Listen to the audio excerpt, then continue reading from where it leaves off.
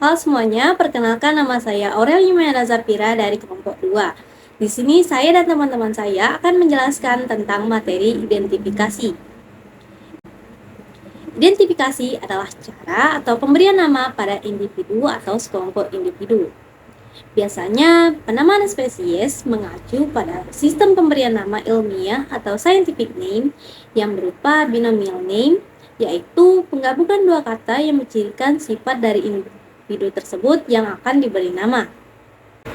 Mengapa organisme perlu diberi nama dan apa sih dasar dari identifikasi itu?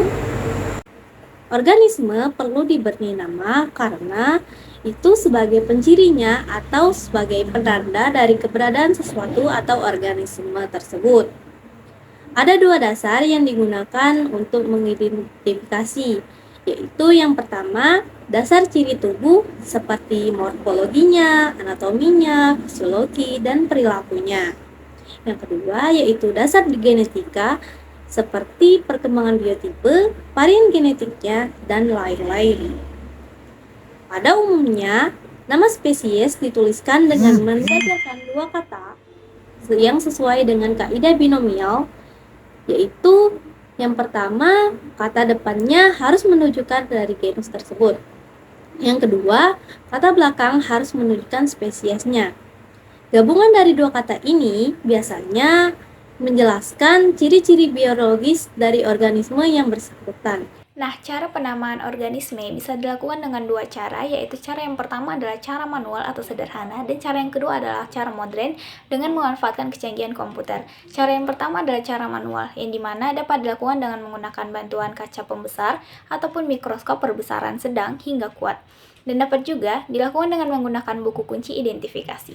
Cara yang kedua adalah dengan cara modern, di mana cara modern dapat dilakukan dengan bantuan perangkat lunak yang memang dirancang untuk mempermudah proses penamaan. University of Queensland menciptakan sebuah perangkat lunak untuk identifikasi dan penamaan organisme. Salah satunya yang terkenal adalah Lucky Cat Builder. Dalam sebuah kasus serangan hama di lapangan, salah satu kesulitan yang umum ditemui adalah mengenali dan menentukan jenis hama yang menyerang tanaman. Penggolongan hama berdasarkan ciri dapat dibedakan menjadi 4. Yang pertama adalah ciri morfologi dan anatomi, yang kedua ciri taksonomi, yang ketiga ciri perilaku, dan yang keempat adalah ciri bioekopogi. Yang pertama adalah ciri morfologi dan anatomi, di mana ciri ini kita dapat mencermati bentuk tubuh, termasuk warna tubuh, ukuran tubuh. Ada tidaknya kerangka tubuh dibedakan menjadi dua, vertebrata atau bertulang belakang atau avertebrata tidak bertulang belakang. Sedangkan yang kedua, di sini kita menggunakan ciri taksonomi. Nah, ciri taksonomi ini terbagi lagi menjadi 4 filum. Yang pertama itu filum Nemathelminthes seperti cacing nematoda. Yang kedua itu filum Mollusca seperti siput, bekicot, dan sejenisnya. Yang ketiga itu filum Arthropoda seperti serangga dan tungau. Dan yang keempat itu filum Chordata seperti tikus, kera, burung, dan sejenisnya.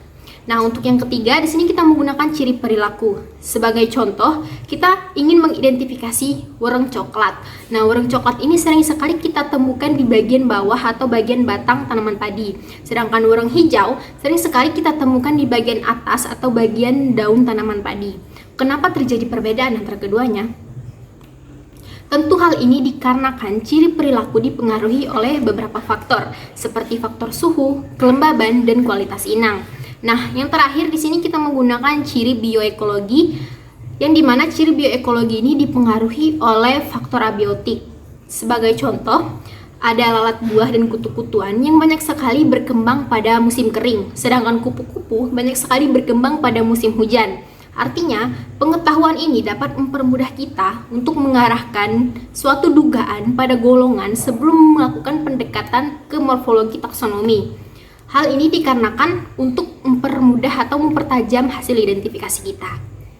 Baik, itulah 4 ciri yang dapat kita gunakan untuk mengidentifikasi hama. Kemudian ada alat bantu pengamatan berupa kaca pembesar, mikroskop, serta mikroskop digital yang sangat modern karena dapat digunakan langsung dengan cara menyambungkan kabel USB ke handphone maupun komputer, bahkan laptop sekalipun. Kemudian itu adanya mikroskop digital USB.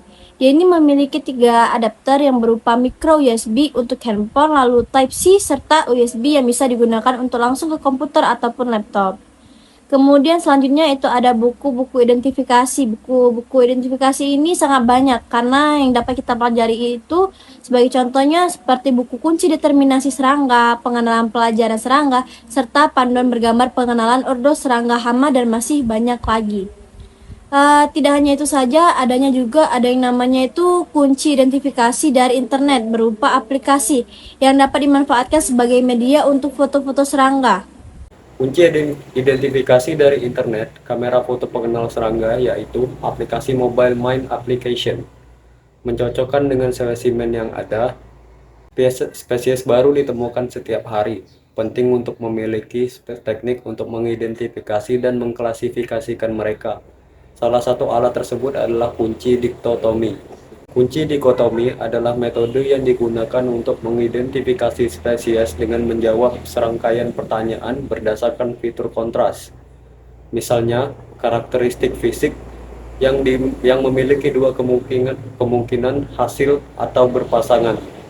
Kunci dikotomi dapat dilakukan dalam format grafis, sebagai diagram alur percabangan atau tertulis. Serangkaian pernyataan berpasangan yang disusun secara berurutan mulai dari yang paling umum. Vertebrata dari kelompok mamalia dilihat apakah mempunyai rambut. Kelompok burung dilihat apakah memiliki bulu. Kelompok reptil dilihat apakah memiliki kulit kering. Kelompok ikan dan amfibi dilihat apakah memiliki sisik.